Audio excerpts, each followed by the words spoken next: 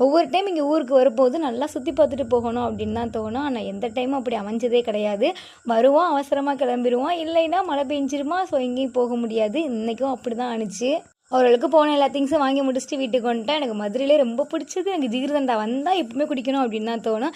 சித்தி வாங்கி கொடுத்தாங்களா, வீட்டுக்கு வந்ததுக்கப்புறம் ஜிகிர்தண்டா குடிச்சிட்டு நல்லா சாப்பிட்டுட்டு தூங்கலான்னு தான் பார்த்தோம். அதுக்குள்ளே மழை ஸ்டார்ட் ஆயிடுச்சு. நானும் சித்தியும் தான் ஷாப்பிங் போகிறதா இருந்துச்சு. ஆனால் அம்மா தான் அவங்க 2 பேரும் நம்பி விட மாட்டேன், நானே வர்றேன் அப்படின்னு சொல்லி அடம் பிடிச்சி வந்தாங்க. வந்ததுலேருந்தே அவங்களுக்கு உடம்பு சரியில்லை. அவங்களுக்கு மட்டும் கொஞ்சம் டீ போட்டு கொடுத்துட்டு எனக்கும் சித்திக்கு மட்டும் ஸ்ட்ராங்காக இஞ்சி டீ போட்டு குடிச்சாச்சு. வெளில மழை பெய்யும் போது உள்ள இஞ்சி டீ குடிக்கிறதே தனி ஃபீல் தான். வீட்டில் ஸ்நாக்ஸ் இருந்துச்சு, இருந்தாலும் இது வந்து எனக்கு ஆம்லேட் வேணும் அப்படின்னு கேட்டானா, ஸோ அவனுக்கு மட்டும் ஆம்லேட் போட்டு கொடுத்துட்டு நானும் சித்தியும் பழையபடி கதை பேச ஆரம்பிச்சிட்டோம். நான் இன்னொரு விஷயம் வந்து உங்கள்கிட்ட ஷேர் பண்ணியும் ஆகணும். நான் கண்டினியூஸாக வீடியோ போடும்போதும் சரி, நான் போடாமல் இப்போ 2 மந்த்துக்கு அப்புறம் போட்டாலும் சரி, நீங்கள் வந்து சப்போர்ட் பண்ணுறீங்க. ஸோ எனக்கு ரொம்ப ஹாப்பி தான்.